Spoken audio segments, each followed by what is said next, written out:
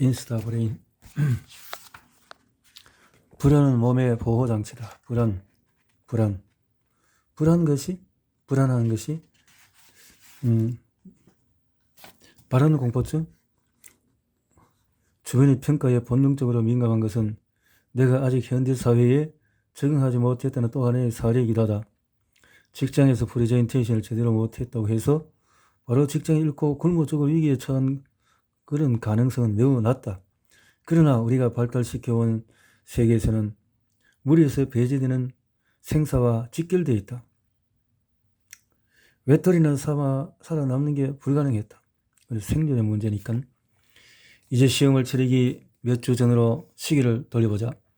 잠도 제대로 못 자고 식욕도 떨어진 데다가 보통 불안감으로 가득하다. 만약에 부럽게 하면 어떻게 할까 하는 생각을 멈출 수가 없다. 이것이 불안이다. 이때 몸에서는 어떤 시스템이 작동하고 있을까? HPA 축이다. 불안과 스트레스 상황에서 모두 똑같은 투쟁 도피 반응이 활성화된다. 불안.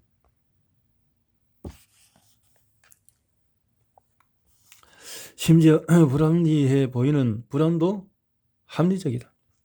중요한 시험을 앞두고 떨어질지 모른다는 그런 불안, 긴장, 또 불안이다. 불안을 느낀 사람, 개중에는 다른 것과 특별한 연결고리로 없는데 무작정 불안을 경험하기도 한다. 이러한 은근한 불안은 그저 그 자리에서 가만히 조바심을 내게 하는데 이들은 불안의 실체가 없다는 것을 알지만 떨쳐낼 수가 없다. 불안. 스트레스가 다 지나간 다음에 찾아오는 우울증은 불안은 인간 고유의 특질이다. HPA 축은 개, 고양이, 쥐, 그 외에 다른 동물들이 스트레스 및 위협에 대처하는데 결정적인 역할을 하지만 동물들이 HPA 축을 사용하는 방식은 우리와는 다르다. 쥐가 아무리 노력해도 이듬해 여름에 자신의 영역에 고양이 수가 늘어날지 모른다면서 자신의 HPA 축을 활성시킬 수는 없다. 개나 고양이나 그것은 우리 인간과 달리 그렇게 활성화하고 이런 것이 불가능하다는 거죠.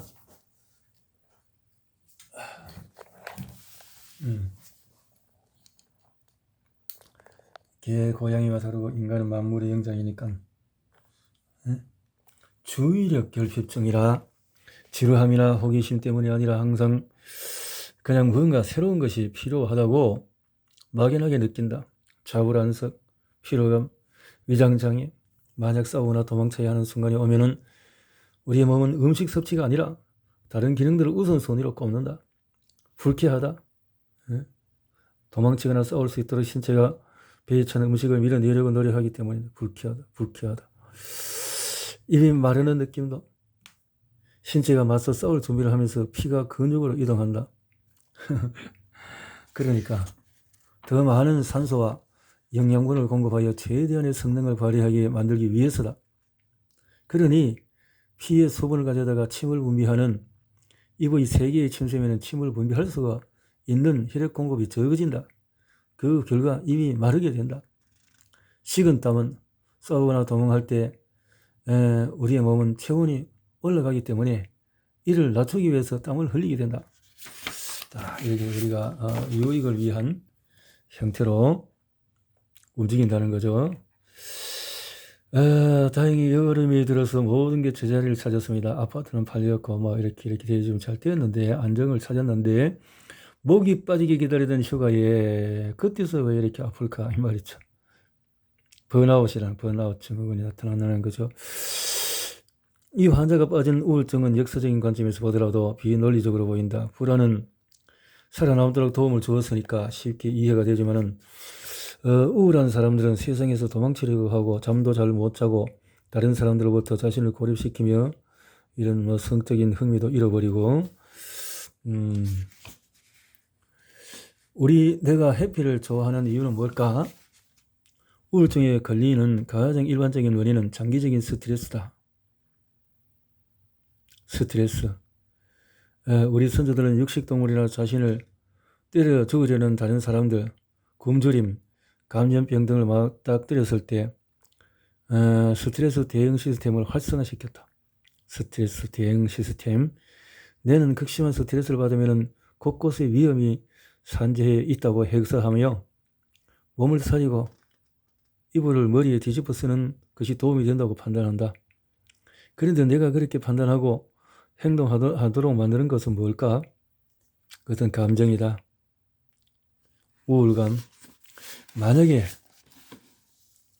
내가 오늘날의 세계에 완벽하게 적응했더라면 장기적인 스트레스는 지금의 세계에 좀 더 잘 대응할 수 있도록 우리를 이끌어 주었을 것이다. 하지만 앞에 예로 든 내 환자에게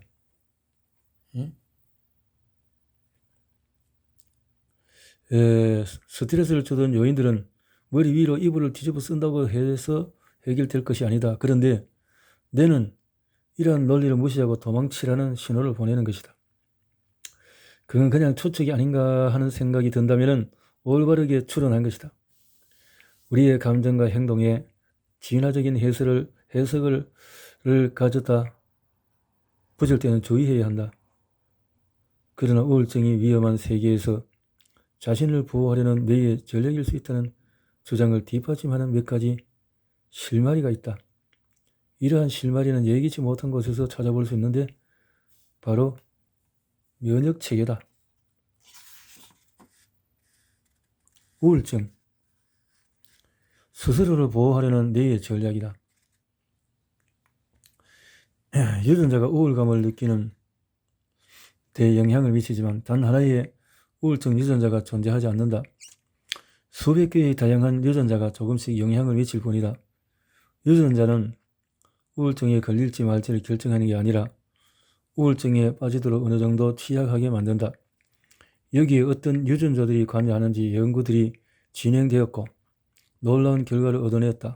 우울증 위험을 키우는 여러 유전자가 면역체계를 활성화시키는 데도 관여하고 있었다. 우울증과 신체 면역체계의 예기치 못한 유전적인 연결고리는 우울증이 질병이 감염으로부터 우리를 지키려는 뇌의 방어책이 아닌지 고민하게 했다. 지금 우리의 입장에서 보면 이는 설득력이 없어 보인다. 세균성 감염증에 걸리면 항생제를 투여하면 되고 항생제는 질병 퇴치에 도움이 된다. 페니실린은 1928년에 처음 발견되었는데 무려 1900년대 초에 미국에서 제5세가 되기도 전에 어린아이 3명 중에 1명이 사망했다. 이전 세기 말 기준 사망 원인은 폐렴, 인플루엔자, 결핵, 설사, 성이었다. 모두 감염성 질병이었다. 우리 선조들이 살던 때로 거슬러 올라가면 감염성 질병의 사망자 수가 더욱 많았을 것이다. 사냥에서 부상당한 사람은 출혈뿐만 아니라 상처 감염으로도 사망했을 것이다. 따라서 감염증으로부터 스스로를 보호하기 위해서 우리 몸은 일련의 다양한 진화 메커니즘을 구축했다고 보는 게 당연하다. 그 중에 하나가 우리의 효과적인 면역체계이고 또 다른 하나는 상한 음식을 먹고 느끼는 구역감이다. 소위 행동 면역체계이다. 그 밖의 메커니즘으로는 감염 혹은 부상 위험이 있을 때 몸을 사리게 하는 것이다. 바로 이게 우울증과 감염증 간의 연결고리가 될 수가 있다. 우울증에 걸릴 가능성에 영향을 미치는 여러 유전자에는 두 가지 임무가 있는 것 같다. 바로 면역체계를 활성화하는 것, 위험, 부상, 감염으로부터 몸을 사리는 것이다. 그리고 후자는 우울감을 느끼게 하여 목적을 달성하게 된다.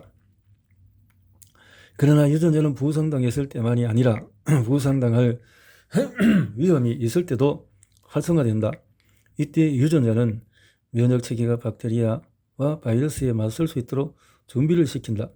그런 부상당할 위험이 있을 때 어떻게 될까? 그렇다. 세계는 위협으로 가득 차 있다고 경고를 한다. 그럼 우리 주변에 수많은 위험이 있다는 경고 신호는 어떻게 보낼까? 바로 극도의 스트레스이다. 우울한 건 내 잘못이 아니야. 앞서 예로 든 극도의 스트레스를 겪은 이후 휴가 동안 우울증을 경험한 환자의 경우에도 내가 위험, 감염, 죽음의 가능성으로부터 자신을 보호하려고 한 셈이다. 그가 호텔방에 누워서 삶이 절망적이라고 생각할 때 그의 뇌는 우리의 선조들이 증명했던 것과 같은 일련의 진화적인 문제를 풀어야 했다.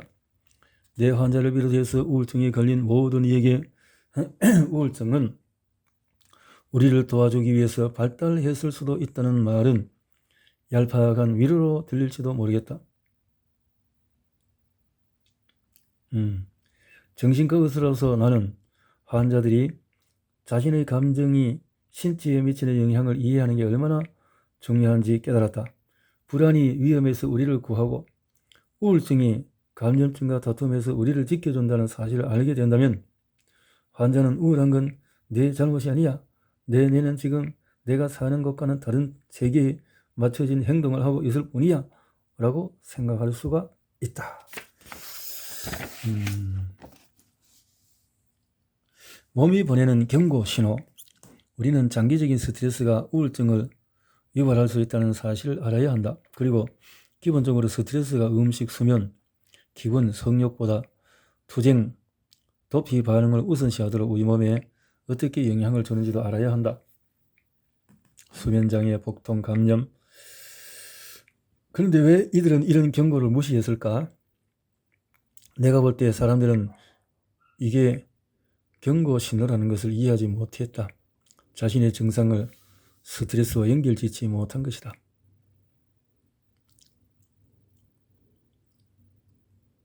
안타까운 일이다. 만약에 여유가 있었더라면 이를테면 우울증에 빠질 확률은 낮출 수 있었을 텐데 말이다. 우울증을 비롯한 스트레스 관련된 문제는 치료보다도 예방이 훨씬 쉬우며 따라서 스트레스 증상은 신이 선물한 경고 깃발인 셈이다. 가장 강한 자만이 살아남는다라는 말이 항상 유효한 것은 아니다. 우울증 위험을 높이는 유전자 중 하나는 뇌에서 세로토닌이라는 물질을 분비하는 데 중추적인 역할을 하며 또한 스트레스에 더욱 취약하게 만든다. 인위적으로 이 유전자를 제거한 쥐는 스트레스를 좀 더 잘 견뎌냈다. 애초에 이런 유전자를 왜 만들어냈는지 진화 과정에서 사라지지 않았는지 의아해 할지 모르겠다. 어쩌면 가장 강하고 현명하고 스트레스 강한 사람이 항상 살아남는 것은 아니기 때문일지도 모른다. 우리에게는 위험과 갈등을 피하고 감염증을 극복하고 음식이 부족한 세상에서 굶어 죽지 않는 것이 매우 중요했다. 그리고 많은 사람의 우울과 불안에 사로잡히는 중요한 이유는 이것들이 우리의 생존을 도와주었기 때문일지도 모른다. 그렇네. 몸이 되어버린 신종 몰핀 휴대전화. 잡스는 왜 자기 아이의 휴대전화 사용은 제한했을까? 당신이 최대한 많은 시간과 관심을 쏟도록 우리는 어떻게 하고 있을까? 우리는 인간 심리의 취약점을 이용하고 있다. 약간의 도파민을 투여하는 것이다. 존 파커. 우리는 하루에 26,000번 휴대전화를 만진다. 지금 휴대전화가 눈앞에 없다고 해도 어디에 있는지 알고 있을 것이다. 나는 그렇게 확신한다. 2,600번 하루에 평균 10분에 한 번씩 들여다본다. 10분에 한 번씩. 깨어있는 시간도 부족해서 3명 중에 1명은 한밤중에도 최소 한 번은 휴대전화를 들여다본다. 만약 휴대전화를 없애버리면 우리 세상도 함께 무너질 것이다. 우리 중에 40%는 휴대전화만 쓸 수 있다면 온종일 말 한마디 하지 못해도 괜찮다고 말한다. 진짜다. 시내, 카페, 레스토랑, 버스, 저녁 식사자리, 심지어는 헬스장에서도 우리는 그것이 어디든지 휴대전화에 시선을 고정하고 있다. 어찌나 휴대전화를 좋아하는지 완전히 중독 상태다. 그러나 휴대전화와 디스플레이가 어떻게 전 세계를 사로잡았는지 이해하려면 다시금 우리의 뇌를 들여다봐야 한다. 몸의 엔진 도파민. 뇌의 전달 물질 중에서 하나를 주제로 쓰고 싶다면 도파민을 택하는 것도 나쁘지 않다. 휴대전화가 어째서 그렇게 유혹적인지를 이해하는 데도 도움이 된다. 종종 도파민을 보상물질로 묘사하는데 완전히 다 맞는 말은 아니다. 도파민의 가장 중요한 임무는 기분을 좋게 만드는 게 아니라 어디에 집중해야 할지 선택하게 만드는 것이다. 도파민은 바로 우리의 엔진이다. 배가 고플 때 누군가가 식탁에 음식을 차려놓으면 그 음식을 보는 것만으로도 도파민 수치가 올라간다.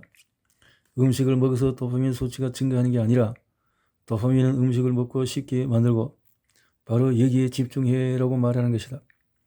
도파민이 만족감을 주는 것 외에도 다양한 일을 하도록 동기를 부여한다면 어째서 뒤늦게 분비되는 걸까? 아마 신체에서 분비되는 모르핀인 엔돌핀이 여기에서 중요한 역할을 하는 것 같다. 도파민은 눈앞에 있는 맛있는 것을 먹고 쉽게 만들지만 그 음식을 맛있다고 느끼게 만드는 것은 엔돌핀이기 때문이다. 도파민은 뇌의 보상 시스템에서 중요한 역할을 하며 스트레스 대응 시스템과 마찬가지로 수백 년에 걸쳐서 진화해 왔다. 그리고 이 두 시스템 모두에게 오늘날의 사회는 낯선 세계다.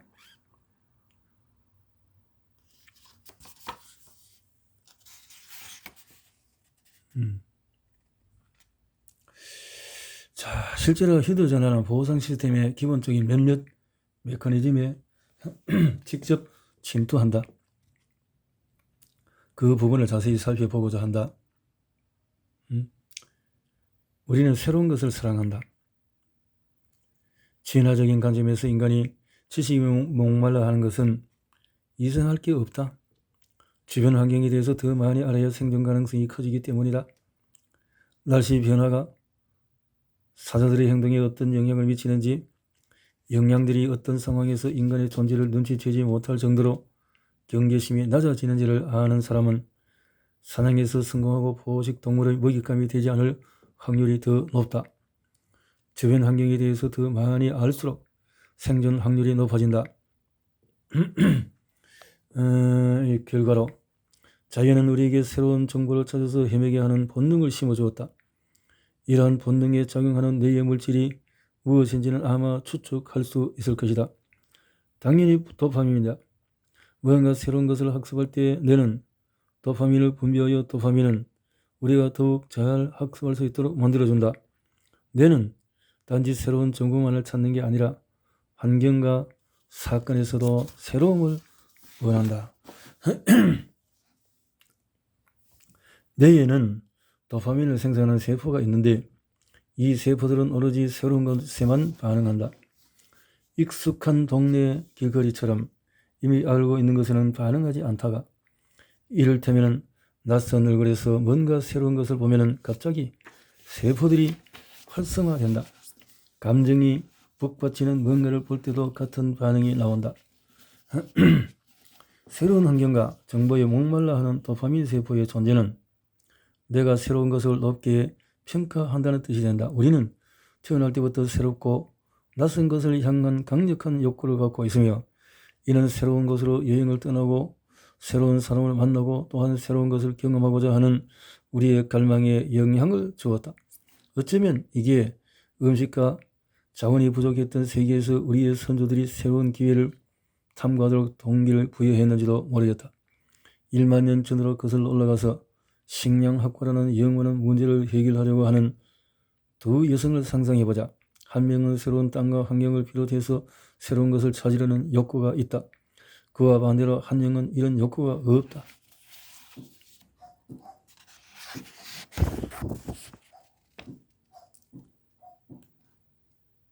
전반적으로 크게 변한 게 없기 때문에 새로운 것에 대한 갈망은 여전히 우리 안에 남아있다.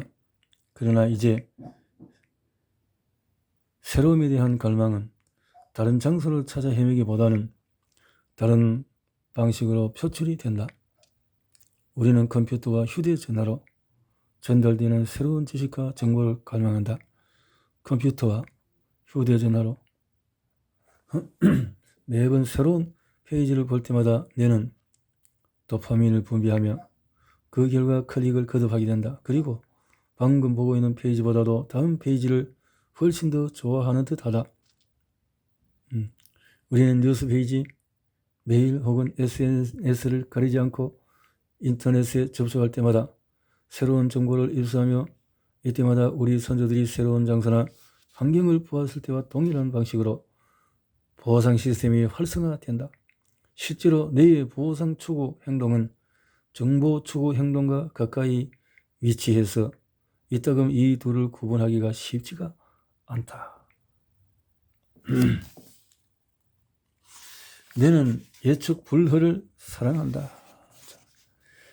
뇌가 보상 시스템을 빈번하게 활성화시키는 것은 돈, 음식, 섹스, 인정 혹은 새로운 경험 그 자체보다도 오히려 이에 대한 기대감이다.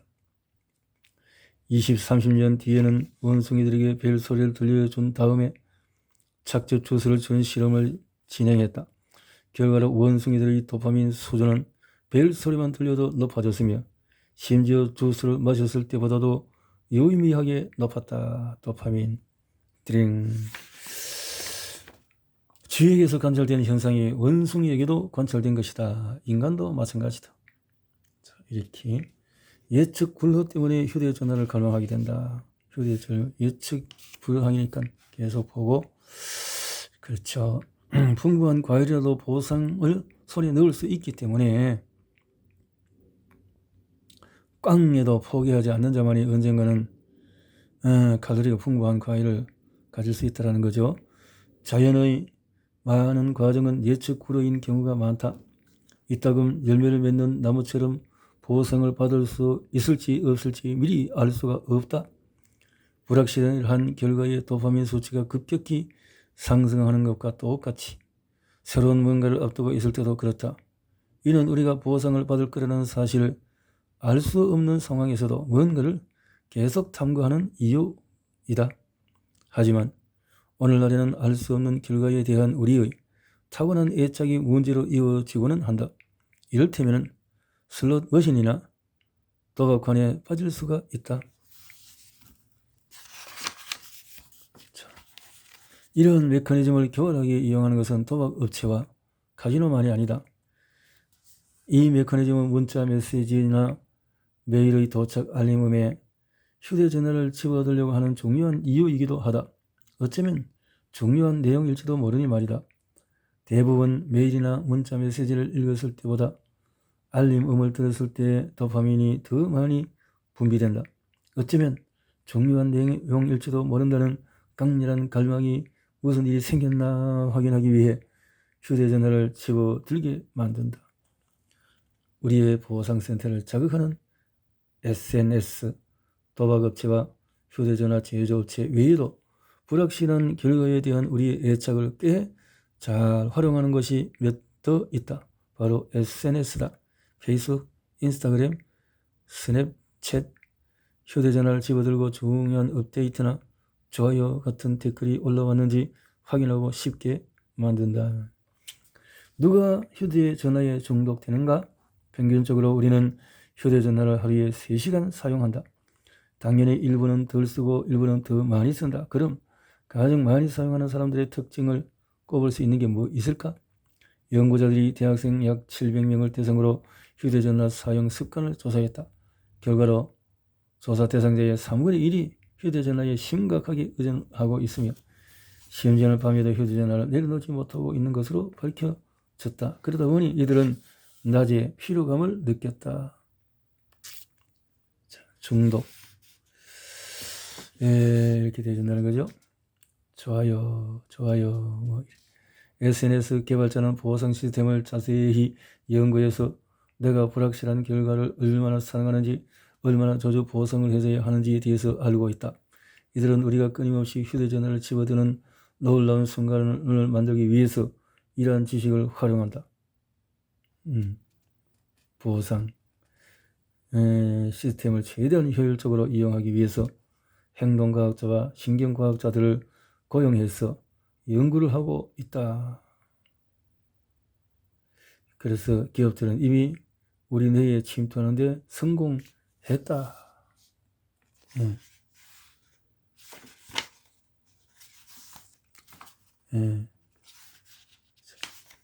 내가 뭘 개발한 거지? 기술 분야에서 저명한 인사들은 현대의 기술이 너무나 유혹적이어서 사용을 제한하는 게 바람직하다고 조언한다. 30대 미국인 저스틴 로젠스타인은 페이스북 사용을 자제하고 스냅챗을 삭제하기로 했다. 좋아요 기능을 만든 장본인이기 때문에 그의 행동은 더욱 흥미롭다. 좋아요, 좋아요. 실리콘밸리에는 이런 견해를 가진 사람들이 더 있다. 아이패드 개발에 참여한 애플 중력 중에 한 명인 토니 파델 역시 아이패드가 얼마나 아이들을 매료시키는지에 대해서 의견을 내놓았다. 그는 나는 식은 땀을 흘리면서 잠에서 깨어나 생각한다. 대체 내가 뭘 개발한 거지? 아이들의 정신을 다 뺏어버린다는 거죠. 잡스는 왜 자기 아이의 휴대전화 사용은 제한했을까? 이렇게 인터넷, 아이패드에 지나친 중독 위험이 있어서 이렇게 스티븐 잡스도 그랬다. 스웨덴에서 2, 3세 어린아이 3명 중에 1명이 매일 태블릿 PC를 사용한다. 자, 이렇게 잡스, 범람하는 프리롤 광고. 직장에서 서류 작성을 하고 있는데 휴대전화의 문자 수신을 울리면 확인하고 싶은 강한 충동을 느낀다. 당신에는 내는 1만 년 동안 진화한 그대로 행동했다. 불확실한 결과, 즉 문자 메시지에 도파민을 분비하여 보상을 제공했고 그 결과로 휴대전화를 보고 싶다는 강렬한 충동에 사로잡힌 것이다. 이와 같은 일련의 메커니즘은 모두 내의 생존 전략으로 당신에게 디지털 사탕을 하나씩 계속해서 집어던지는 것과 같다. 뇌는 이런 과정이 서류 작성을 방해한다는 사실을 전혀 개의치 않는다. 서류 작성. 자, 이렇게. 이제 휴대전화가 어떤 메커니즘으로 우리 몸속으로 침투하는지. 그럼 우리는 우리를 사로잡은 휴대전화의 탁월한 능력에 어떤 영향을 받고 있을까? 한번 살펴보자.